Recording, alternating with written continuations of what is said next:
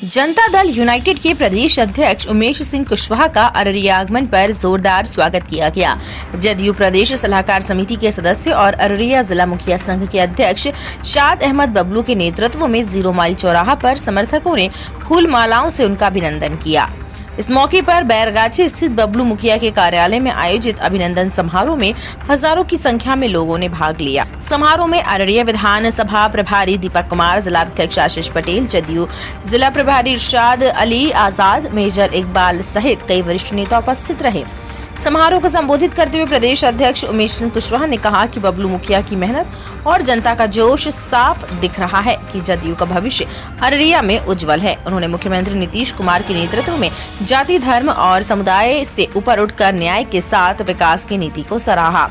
शाद अहमद बबलू ने कहा, अररिया के लोग नीतीश कुमार के कार्यों से प्रभावित होकर जदयू के साथ है। उन्होंने प्रदेश अध्यक्ष को विश्वास दिलाया कि आगामी चुनाव में नीतीश कुमार फिर से मुख्यमंत्री बनकर बिहार के गौरव और सम्मान को बढ़ाएंगे। इस अवसर पर जदयू प्रखंड अध्यक्ष मुखिया मोहम्मद कौसर भोला, मुखिया इम्तियाज आलम सहित जिले भर से आए पार्टी नेता और कार्यकर्ता उपस्थित थे। प्रदेश अध्यक्ष ने कहा, पूरा बिहार हमारा अपना परिवार है। किस तरह का अररिया दौरा है आपका? नहीं, मेरा तो कार्यक्रम किशनगंज लगा हुआ है, लेकिन जाने के क्रम में अभी अररिया मैं रुका हूँ। यहाँ जो है जो शाद अहमद बबलू जी जो हमारे पार्टी के राजनीतिक सलाहकार के सदस्य हैं, इन्होंने रोका है यहाँ आकर और यहाँ के कार्यकर्ताओं से मिलकर काफ़ी एक अलग सा माहौल है। यहाँ काफ़ी लोग उत्साहित हैं। जो माननीय मुख्यमंत्री नीतीश कुमार जी के न्याय के साथ जो विकास है, उस धारा को मजबूत करने में सभी लोग लगे हुए हैं। उनका जो न्याय के साथ विकास के मजबूती के संकल्प लोग लिया है। हम तो जिस तरह लोगों का उत्साह देख रहे हैं, जिस तरह लोगों के चेहरे पर विश्वास देख रहे हैं, जो उनके आंखों में चमक देख रहे हैं, ये पूरा इस बात की गारंटी है कि 2025 विधानसभा चुनाव में यहाँ अररिया के सभी सीट एनडीए के झोली में जाएगी। आपने बोला बहुत वेलकम किया गया, शाद अहमद बबलू ने इसको मैनेज किया, तो आप इस वेलकम के बारे में बताइए। नहीं, मुझे बहुत अच्छा लगा यहाँ जिस तरह स्वागत यहाँ ने मैंने देखा। जब अररिया जैसे हम इन किया, जिस तरह इन्होंने बैनर से, पोस्टर से, जिस तरह से उन्होंने शहर को, अररिया को पाट दिया है, और जिस तरह लोगों का यहाँ जुटानी है, जो लोगों के चेहरे पर मुस्कान देखा, हमें बहुत अलग सा आनंद आ रहा है। बहुत नहीं, मैंने तो इस बात को कहा कि कल जो है लालू प्रसाद जी अपने बड़े सुपुत्र को घर से बेदखल किए, राजनीतिक से 6 साल के लिए उन्होंने जो निकाला, ऐसे तो उनके पारिवारिक मामला है, हमको इस पर टिप्पणी नहीं करना चाहिए। लेकिन हम इसलिए हम बोल रहे हैं कि जो आज चुनाव के माहौल है, चुनावी वर्ष है, इसीलिए इस तरह का जो है उन्होंने किया। उस समय कहाँ था, उनकी नैतिकता कहाँ थी, उस समय संवेदना कहाँ चली गई, जब अपने ही परिवार की बहू को अपमानित किया, घर से बाहर निकाले, एक महिला को घर से बाहर अपमानित करके निकाले। तो देखिए किस तरह का कलंक, उनके माथे पर जो कलंक लगा है, ये मिटने से नहीं मिटेगा। ये पाप का घड़ा बढ़ चुका है, मतलब फूट चुका है। अब जो है उनका इतिहास भूगोल खत्म हो गया है, परिवार से तो अलग सोचते ही नहीं है। आज जदयू के प्रदेश अध्यक्ष आपके यहाँ आए थे, आपके यहाँ उन्होंने लोगों को संबोधित भी किया, क्या उद्देश्य था यहाँ आने का उनका? देखिए, उनका प्रोग्राम था पटना से किशनगंज का। हमने उनसे रिक्वेस्ट किया कि आप मेरे ही पंचायत से गुजरेंगे। पहले उनका शेड्यूल बन गया था अररिया से गुलाबबाग, पूर्णिया होते हुए बायसी, अमौर, दालकोला होते हुए किशनगंज। हमें जब मालूम हुई तो हमने रिक्वेस्ट किया कि सर आप अगर अररिया से जाएंगे हमारे पंचायत होते हुए, तो जो लोग हमारे साथ है, पार्टी के साथ है, उनका मनोबल बढ़ेगा। तो उन्होंने हमारे रिक्वेस्ट को माना। फिर शेड्यूल चेंज हुआ, शेड्यूल फिर बैरगाछी, अररिया, बैरगाछी, जोकीहाट, बहादुरगंज होते हुए किशनगंज का बना। तो उसी क्रम में वो यहाँ बीच में रुके, कुछ बातें हो गई। जब नेता आते हैं तो बातें हो जाती है।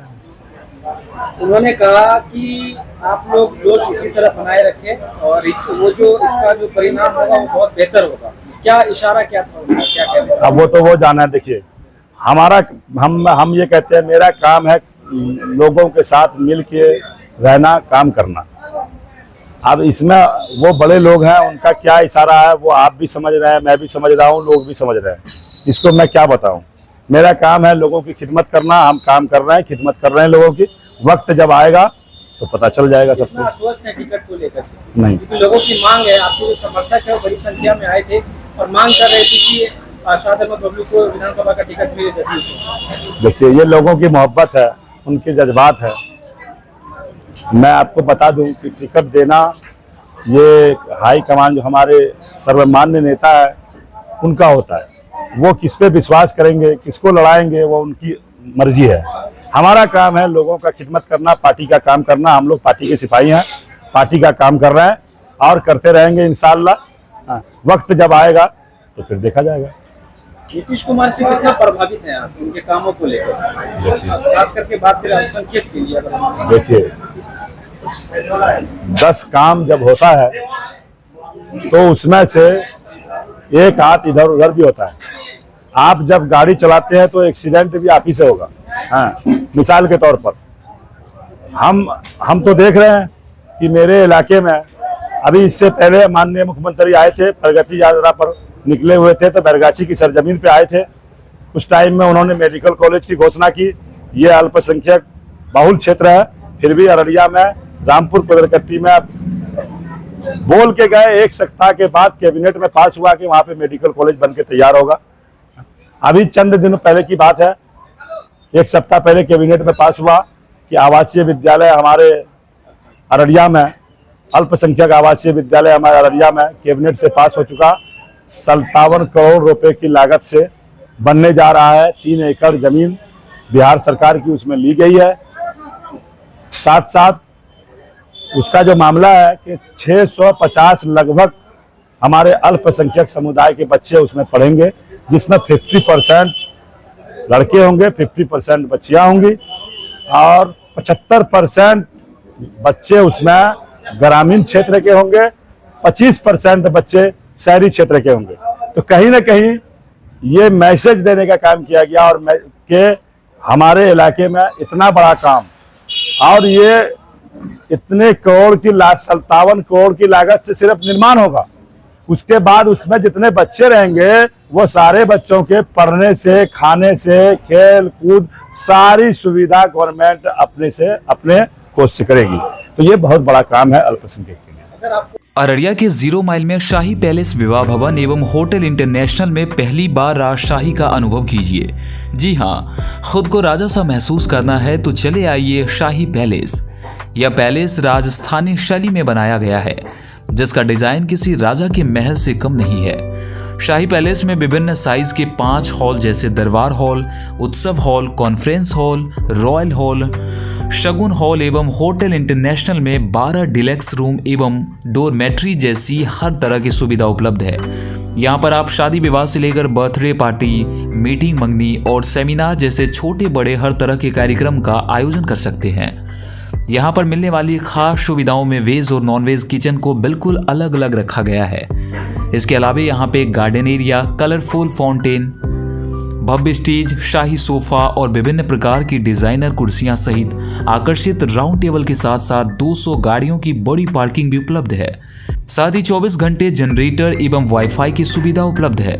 तो देर किस बात की, विभिन्न कार्यक्रमों एवं ठहरने के लिए संपर्क करें। हमारा पता है शाही पैलेस, मैरिज हॉल एवं होटल इंटरनेशनल 0 माइल, अररिया।